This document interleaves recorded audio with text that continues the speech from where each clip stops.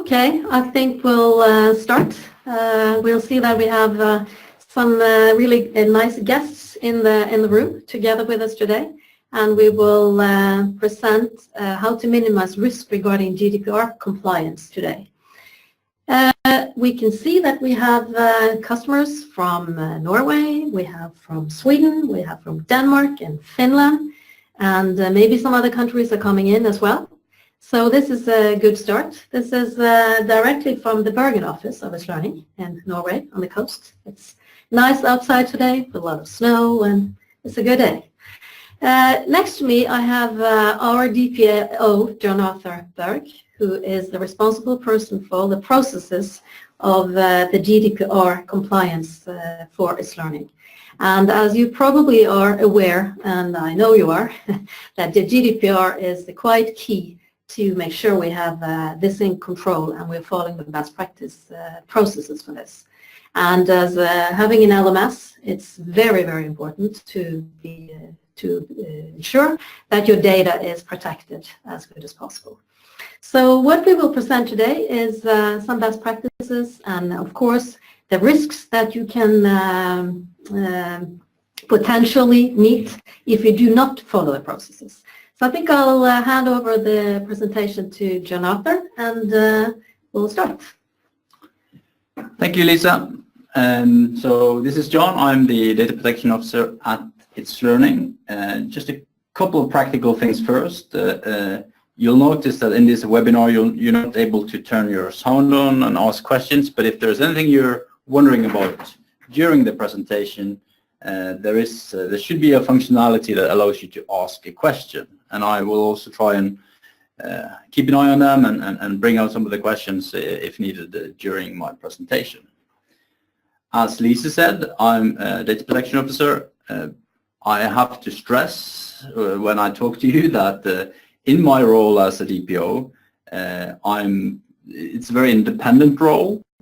You will maybe notice through the presentation that my best interest isn't always our customers or itslearning, it's actually the data. And that's my first and foremost responsibility. It's to make sure that as many of us understand what's important when it comes to protecting the personal data of our students, of our staff, and that goes for both itslearning and for our customers. That's something we need to do together.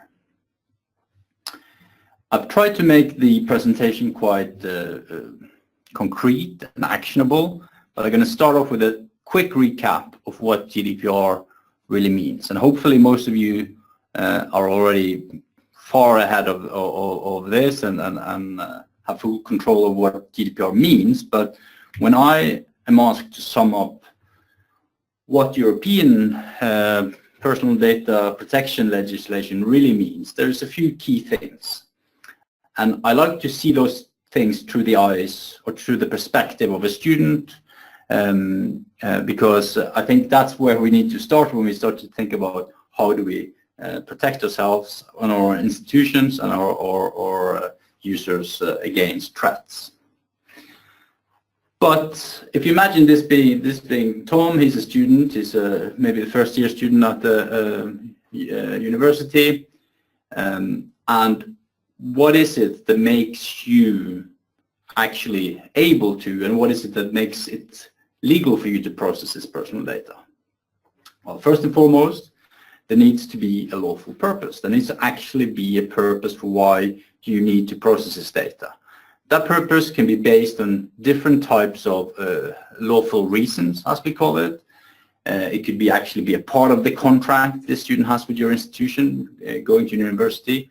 It could maybe be because you're a public university and it's mandated in law that you should be giving them the best education possible, and part of that is of course being available in digital and in a virtual learning environment. Sometimes it also can be consent, although we see that's not used that much in with our customers. An important thing is that when you have a purpose and a lawful purpose for processing Tom's data, that's actually a limitation also in terms of what you can use the data for. Data that's meant for one purpose cannot suddenly be used for something else. That's why we talk about GDPR and also historically other European regulations and national regulations is always purpose-driven. Data is something that is first and foremost controlled and limited by the purpose. A big responsibility that you share with itslearning or another vendor for that matter is that you are responsible for ensuring appropriate technical and organizational security. The law doesn't really say much more than that, so is often something that people struggle a little bit with. What does it really mean when it's appropriate? And that really depends on the type of data, the risk, and the consequences of data disappearing. One of the rights that's been strengthened under GDPR is that people that have their data processed should always be informed, and they should always know their rights.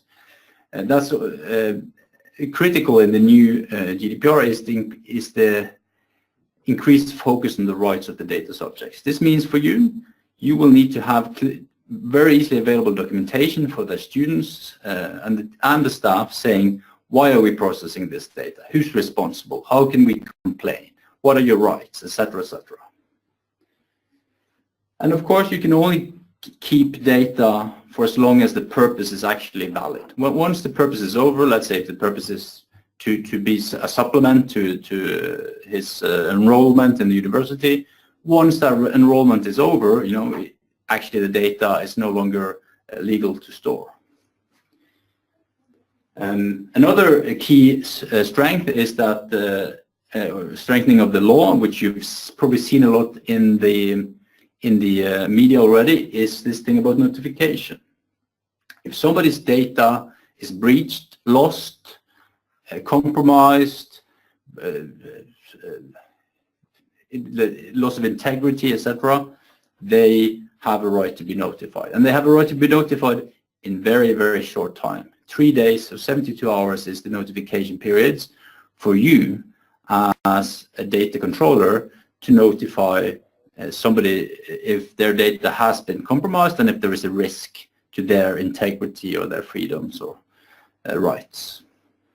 By the way, that also goes for notifying the supervising authority or the national data protection agencies. Last point I also want to mention, which is important when you work specifically in higher ed, in the education sector, these rights you're given as an individual, they should always be respected, even if the controller or even if the data processors you're using are outside the EU or EEA. So it's today quite a lot easier to move personal data from vendor to vendor within EU or within EEA. But the flip side of that is that to move it outside EU, EEA, you need to have some kind of framework in place that means that Tom's right and your obligation to him can always be upheld, even if data is stored outside EU, EEA. Hopefully many of you, and I've spoken to many customers who's been through this process, of course. Hopefully you've been through all of this before. You have had, last year I can imagine you had a big project, GDPR project. A lot of activities took place where you've documented and assessed all the processing in your organization. You've defined the purposes and lawfulness. And you've been fixing a lot of challenges, I'm sure, in terms of making sure these things are in place. You've probably been negotiating with vendors like itslearning, making sure that you have a compliant data processing agreement in place. Maybe you've done some work on the technical and organizational security. Hopefully you've also created a lot of information that really inform the data subjects or the users about their rights. Often that this is done in a privacy policy, or maybe it's done as a part of the information given to students enrolling. And hopefully you've also tuned your internal processes to make sure that there are procedures for performing risk analysis or DPIAs, managing the request that comes in from data subjects, making sure data is deleted and minimized in the right way, and also having procedures that allows you to be able to demonstrate appropriate technical and organizational security. So if you've done all this, mission accomplished, right? We've done. But unfortunately, this is where I'm going to start my talk and talk about why we're not done with GDPR just because we have performed all of these activities. Because there are some clouds on the horizon, and we're still early days when it comes to looking at how GDPR is enforced and how the authorities are actually using their abilities to give out fines, etc., etc. But there is this first case. There is actually this first major EdTech case that has happened where a national supervising agency has given a fine, or at least has told that they will be giving a fine, and there is an appeal process. Some of you might have heard about this, but for me it's very close because it happened in Berg, where I live. And it happened not only by two children, but it also happened in a way that itslearning was indirectly had a consequence out of it. So what happened in Bergen was that there was a pupil, middle school pupil, that found out that usernames and passwords was not very well protected. And what this young kid found out was that by going through an admin system, he can change people's password and gain access to other sources. For instance, itslearning. So he first alerted in the spring, he alerted his headmaster or somebody at his school about this. And nothing happened, and after a few months he got a bit tired, and he was young, he probably didn't think too much about the consequences, so he actually went into using this weakness he had found. He went into the LMS and sent out 200 messages to staff saying this is broken. And that alerted the attention to a lot of people, and of course also to the Norwegian Data Protection Agency, or the supervising authority. So after assessing this, they have alerted Bergen municipality that they will be fined 1.6 million Norwegian kroner for this, which I think many find surprising because it's a fairly high fine. But what's really interesting is to read why this fine was so high, because that's what we can learn from. And even though maybe in the newspapers and stuff it might look like there were some vendors involved here, but when Datatilsynet sat down and looked at it, this was actually the fault of the data controller. It was the city itself who messed up. So none of the data processors like itslearning or other providers that had some involved in this was fined. And I think that's surprising to some customers, because a lot of customers think, well, we will just write some contracts with all these vendors and they will take care of it. But that is not the case. You cannot write away your responsibility as a data controller. Even if you bring in a lot of vendors and you write a lot of big words in the contract, ultimately you're left with a responsibility for the overarching security. And indeed, in this case, it was very clear that the problem was in the internal systems and procedures. The main reason for this fine was, there was several things, but one of the things that the Datatilsynet, the Norwegian Data Inspectorate, often points out is that, fair enough, you have done all your homework in terms of contracts, procedures, routines, but they're not being followed. So there is a lack of a culture for actually acting on your own internal control systems. The second thing they say, and I'm going to come back to this later too, was that the authentication provided to these systems were not strong enough. You're relying, and they had repeatedly been, the Norwegian Data Inspectorate has been very, very vocal about this over a number of years. You know, usernames and passwords are not always strong enough. They didn't do anything about notifying the data subjects or the supervising authority in months, and that was another big thing in terms of determining the fine. This certain municipality was also a repeat offender. They've had visits before, and they've had remarks made in routine audits before that clearly hadn't been followed. That also increased the size of the fine. The vendors involved, like itslearning and other vendors, had offered, historically could document that they offered solutions to some of the issues, but these offers had not been followed, which also played in. And the last thing, which is partially also relevant for higher ed, was that the fact that this was mandatory for usage. It's not relying on consent, it's actually relying on the fact that this is part of the fabric of the education given. The fact that it's mandatory, and in this case, because it was not a higher ed institution, it was a city, the kids, these were kids, they were underage, and they're vulnerable in terms of GDPR. Those things also drove up the fines. Berg City has said they're going to appeal this, so we'll see how this ends up. But I wouldn't give them high odds for actually getting through that appeal process. So I'm just going to check before we move on if there are any questions on this section. No questions, good.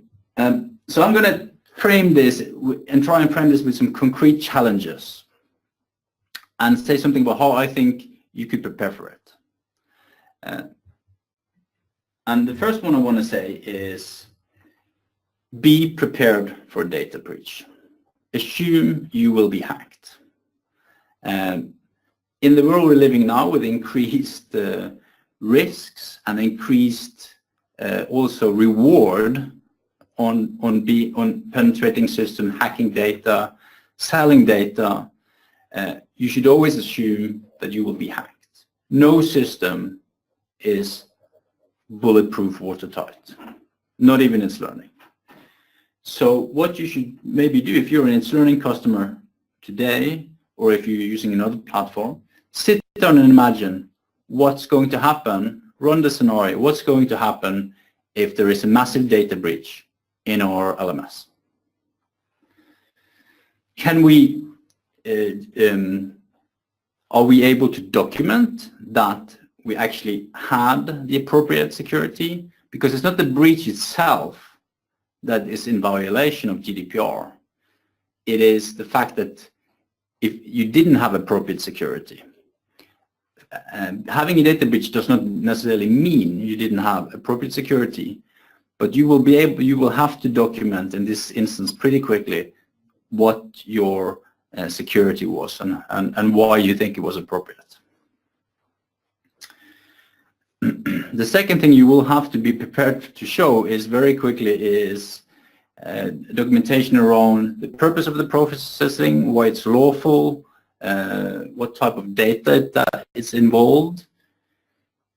The third thing that's maybe the most time critical is you need to be able to alert your data subject and the Data Protection Agency in time. And you have 72 hours. So in 72 hours, you will have to send a note to the Data Protection Agency, and you will have to inform all your students and teachers if all of their data were missing. There are some exceptions to this, but let's just assume in this case this has to happen, and you have to test your procedures to see if this will actually work.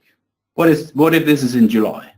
Is there somebody is a staff present? You know, what happens then? Can you document that you have tried upfront to minimize risks? And a concrete example of this is that have you minimized the actual data processed? Are you storing home addresses on students? Is there a purpose for that? Is it needed? Or should that actually be in another system? Do you really need that information in there? Minimize data. The less data of course you should have the data you have a purpose for, but if you have data in there that's not needed or it's not connected to the purpose, get rid of it. Another thing is, of course, making sure that when you have a data breach, it's going to look a lot worse if that database contains students or staff that left the institution a long time ago. That is automatically a violation because you're then sort of showing evidence of having data that none of your business to have anymore, potentially. And I think the last point, and I'm not going to say too much about that in terms of Berg and municipality, but it was very clear that when this hit the media, there was no communication plan. Nobody really knew who was going to say something about it, and the stuff they said was maybe not the best, and the actions they took. So also have a communication plan. Who should be notified? Who will speak to the press about this if this becomes a very public thing, etc., etc.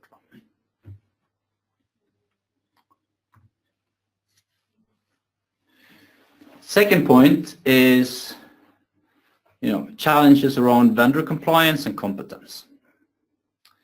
Naturally, you should start to make sure that you don't only have the data processing agreements for different vendors, but also that you review them and that you understand what's actually being promised. But maybe what's even more important is to find out what is this vendor's competence on GDPR. Do they really understand what GDPR is all about? Have they trained their staff, for instance? Do they have a data protection officer or a security officer that we can interview and really figure out what's going on? You should also ask for historical security audits to say, can you document, can you tell us something about third-party audits that's been done to your security before? And you can ask for statistics on historical security incidents. What kind of incidents have you had previously, or at least how many have you had, and how did you deal with them?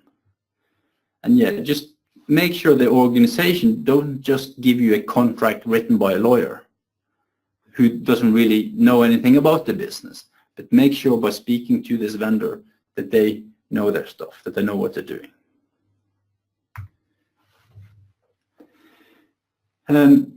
The third challenge, I'm going to go a bit more into what we call the DPA, or the Data Processing Agreement, databehandleravtale.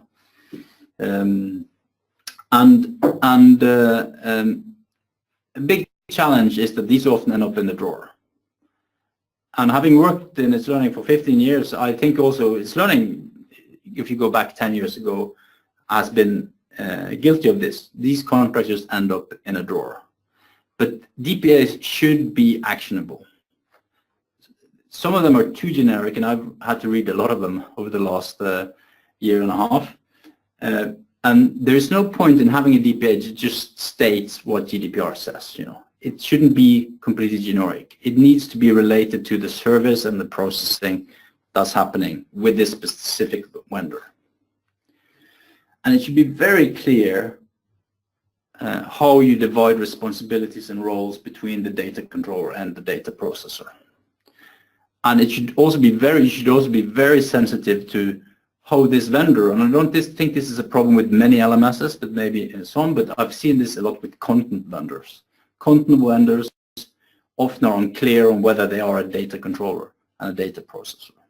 I don't think it's appropriate to bring in services in a university or in a city where the provider tries to assume the role of the data controller. Make sure that your DPA has a mechanism for security audits, meaning that somebody will regularly go in and audit this vendor. The way itslearning does it is that we tell our customers once a year we'll do a third-party security audit. We'll share those documents with you. If you want to do your own audit, you're welcome. But it's a lot more scalable if we can have trusted third parties that does this for everybody. But it is also a right you have to do your own audits. Make sure that the DPA says something about how you have access to some data yourself. Do you have access to log data? Can you see who's accessed the system? Who with a vendor is accessing the system? Does the vendor have control over who accessed it when? Can you always pinpoint who's done something to the system? Sub-processors, of course, also an important part of the DPA, and it's important because although if we as a data processor have sub-processors, and we do in itslearning, we are 100% responsible for them. But even so, You want to know who they are, where they're located, and you also maybe want to ask, a very important question could be, when you do a security audit, do you also audit your sub-processors? It's sort of a chain of trust that needs to run through the system. And one of the things you might also need help with, and which you need to regulate as the agreement, is how easy is it to carry out a request from an end user, from a data subject. So a data subject, any of our data subject has a right to ask for information about the processing, but also to ask for a copy of the data that's being processed. I don't think people realize how strong this right is, because there is really no way out of it. So if one of your students comes to you and say, I want to see what kind of data you're storing on me in your LMS, you have to provide that. And the data processor has to help you with that. And what you should look at, of course, is does the vendor have tools for doing this, or do we have to do this manually every time? How is the process around that? And then finally, always make sure that your vendor can guarantee that when you tell them to delete something, it's actually going to be deleted. You don't want to end up in 1 year time with a vendor that had a massive data breach, and it turned out that all that data you thought you had removed from the system is already in there. Strong words around that is important. And also, of course, when you terminate the agreement, how long till the system is deleted, how long till the backups are deleted, all this needs to be regulated. And you need to follow it up, right? Somebody needs to review these agreements every year and ask these questions. Did we get the security audit? Did we, have we had updates to this, etc.? Okay, so I'm going to jump into maybe the most controversial one, because it affects so many of our customers, and it affects itslearning itself. But it's to do with authentication. Username and password just isn't good enough anymore. It just isn't. And we have known this now for years. Still, we're reluctant to do something about it. And there is reasons for why we're reluctant to do something about it. And when I say we, I mean the education sector. You have two-factor authentication on your Gmail probably, maybe on your Facebook, on your link. You have all these systems you use in your personal life that you know needs to be properly protected. But still, to my despair in the DPO role, I see that most of our customers are not, have not gotten very far with implementing this. And you don't need to hear this from me. You should hear this from, for instance, the Norwegian Data Protection Agency. And by the way, the data protection agencies in Europe, they talk together. They harmonize their practice. There is no reason to think that if the Data Protection Agency in Norway says something, the Data Protection Agency in Sweden has a completely different opinion. These things are harmonized. And in the Norwegian Data Protection Agency's opinion, staff access to an LMS requires a stronger authentication mechanism than username and password. And this was also part of the fine that was given to Berg. Staff, not just administrators, also teachers or instructors. The second reference I'm going to make is something called the 14th International Conference on Data Protection and Privacy Commissioners. These are basically the data protection agencies and other organizations across the world that works with this. And they made a resolution this year saying more or less the same thing. Educational authorities and e-learning platforms providers and manufacturers are called upon to allow for and require the use of multi-factor authentication mechanisms for administrators and educators to log into the platform to prevent misuse through stolen passwords. So this is going to come. So maybe not for students in the first place, but I think at least for in higher ed, a few years ahead, we might be in the same place. There is a misunderstanding, and I've heard this in other markets, that multi-factor authentication is only needed when we deal with sensitive data, health, all these kind of things. But that's not the case.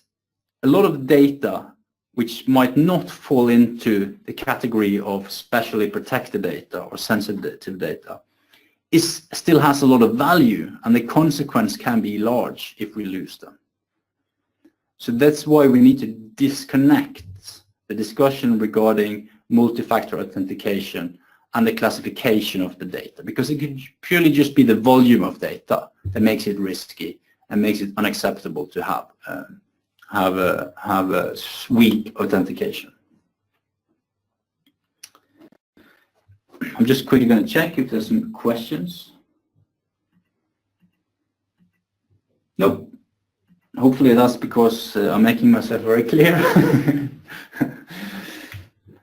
So the last point, or I actually do have two more points. The last point is also a one that scares me a little bit. And this is what you're seeing on the screen is not directly relevant, but I don't know if you remember the Cambridge Analytica scandal. What basically happened was that Facebook allowed third parties or plugins to Facebook, and when you accepted using that plugin, it actually turned out that those plugins, those third-party tools, got access to a whole lot of personal data. That was the core of this scandal. If you think the fine given to Berg in the municipality was high, just wait till this case is finished. And we don't have these kind of third-party apps in the same way, of course, in the LMS, but we have a lot of third-party technology still being used within a modern LMS. It could be video conferencing, it could be some content, it could be some specific tool for plagiarism. It's all these kind of things that are often plugged into the LMS. And you know what? A lot of them actually require personal data to work, to work. They need some kind of way of identifying the user and passing back some information to the LMS. Up to now, and one of the technologies that are used for this, for instance, is LTI. And I've been speaking a lot to IMS and to both the American side of IMS, and I've been attending some conferences. And the thing is, LTI is fantastic, but it does not take into account. It does not take into account out of the box the principles that governs European data protection laws. It doesn't mean you shouldn't be using LTI, that's not what I'm saying, but it means that you can't assume that if a platform or a tool is LTI compliant, that it's also going to be GDPR compliant. That's a job you have to do on your own. How do you do that job? Well, there's a few things you need to think about, but under GDPR, let me just be clear, there is no doubt that you are not in a position, you cannot let your instructors control flow of students' personal data into third parties. An individual course instructor doesn't know GDPR compliance, or even if he knows GDPR compliance, he might not know how the tools he brings into his toolbox plays into the big picture of data protection. So you need to find a way of controlling these LTI tools or the third-party tools you bring into the platform, and having somebody on a high level approving them and checking them and making sure there are contracts in place and making sure GDPR compliance is in place for these tools. And even if you would use, I'm getting a bit technical now, but in the LTI standard is something called anonymize, anonymize the level of communication. Even then, you should not assume that no personal data is passed, because personal data could be passed and it could certainly be collected by the third parties. So make sure that all these third-party tools, and I'm not saying don't use them. I think these tools are so important for us in today's world. Just make sure that you have a way of managing the compliance of these different tools. And I think I have a question, and so I think one of the concerns I got in one of the questions now is, well, but what do we do? So if you have a tool like the LMS that has a lot of personal data, and you will see progress, reports, grades, there is a lot of data here. How do you make sure? How can you make sure, or is it even possible for instructors, teachers to stay compliant? And I think that's a very valid concern, and it's certainly something that needs talked about a lot. And for instance, like in a big city like Bergen, you have 50 schools, and how do you make sure all of those are compliant? And there is no easy answer to that, unfortunately. And other than saying, well, training, awareness, assessment of the platform, what's acceptable use, what's unacceptable use, because yes, you could always do everything perfect, and a teacher can go in and say, show all the students something that would be inappropriate. It's not easy to do this. And of course, you also need to assess what kind of functionality in your LMS, like itslearning, fits your purpose. It's very important for me to stress that it's the purpose that determines what's appropriate or not. So it's not the platform itself that can determine what's appropriate or not. One feature or functionality or one procedure in the LMS could be completely appropriate for one customer, but inappropriate for another one. And unfortunately, that is how we need to look at it. itslearning provides, a standard approach. If you have this purpose, or if you think about these type of data, you're probably going to be okay. But it will be depending on the actual purpose for using the platform. Okay. I have one more thing, like a bonus point I wanted to mention, because make no mistake, from my point of view at least, or from my perspective, I see a massive increase in challenges and opportunities around data protection and education technology. This is something I copied out of a US education magazine. FBI actually has warned educators and parents about EdTech's cybersecurity risks. This is not so much about traditional LMSs, but this is more about so-called freemium services, services that offer something that looks for free, but obviously their business model is often around finding ways to monetizing on the personal data. And again, this is not maybe such a good European example, but there is a big US freemium platform called Edmodo that in April 2007 had a data breach that compromised 77 million unique users. And this is not to say something negative about a competitor. We don't know what happened. They might have had the perfect secure systems, but the reason for why I'm putting up this example is what happened to this data. These 77 million unique email addresses, they were put on for sale on the dark web. So there is actually a financial incentive here for hackers. When you can get access to large amount of data like this, you can actually get paid for it. So my bonus point is really about meeting what do we need to do to meet these challenges. And I think part of it is actually about transforming the way one thinks about IT. Because I certainly wouldn't recommend saying, no, you shouldn't use any of these cloud services, you shouldn't use any of these online tools. That's too late. And often, of course, as in the case of Bergen, it's not the vendors always that has a problem. It could also be you as an institution. But you need an IT organization that are security and privacy experts. And that kind of, in the future, will involve a different mix of skill sets. It means somebody who can really help with audits, audit third parties, read independent audit reports. Also, you need staff that can do audits themselves. They can do internal audits. I can tell you that's one of the things that I've been doing a lot in itslearning is running internal audits. And it's not always pleasant, but it really helps pinpoint some of the challenges. If I can go into my marketing team and talk to them about how they process personal data for their marketing purposes and challenge them, the end result is often that we end up with a system that is in a much better place, but we have managed to find good ways that doesn't impact the business. Running drills, having some people that will actually simulate security incidents, what happened when. That's a really good kind of competence to have internally. And also people that can train staff, teachers, and students, maybe even, and make them aware of risks and challenges and compliance.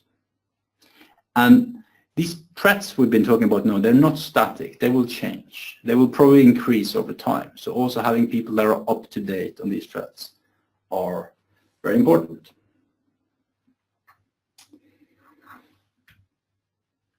So that was my points for today. I would like to finish, well, Lisa's going to finish this off by saying a few words, but before we do that, I'm just going to mention that we have a lot of material available on this learning homepage. I've also written some blog posts on GDPR that you might find useful. And you can always, I also encourage customers to contact me as the DPO if they have a challenge, question. The only thing I can promise for me is that I'm obliged to give you a straight answer. So if you have a question and maybe the answer is not always beneficial to itslearning, I will still give it to you. That's important for me to stress. Yeah, anything else, Lisa, you want to say here at the end? I think that we have heard a lot about the challenges, and there is a load of work on, of course, the customer side of using a learning platform. There is a lot of responsibilities, but I think also what we hear is that to work with itslearning, we are very, very focused on GDPR. And invest a lot of resources on helping and assisting our customers. So I think what Jonathan just said, that is just please get in touch with us if you have any need of any more information or questions, or potentially also maybe Jonathan will be willing to have a meeting with you and workshop maybe if that is some interest for that. I'm sure we can arrange for that as well. So hopefully we will say thank you, and looking forward to see you next time for the next webinar in February 13th. Thank you. Thank you.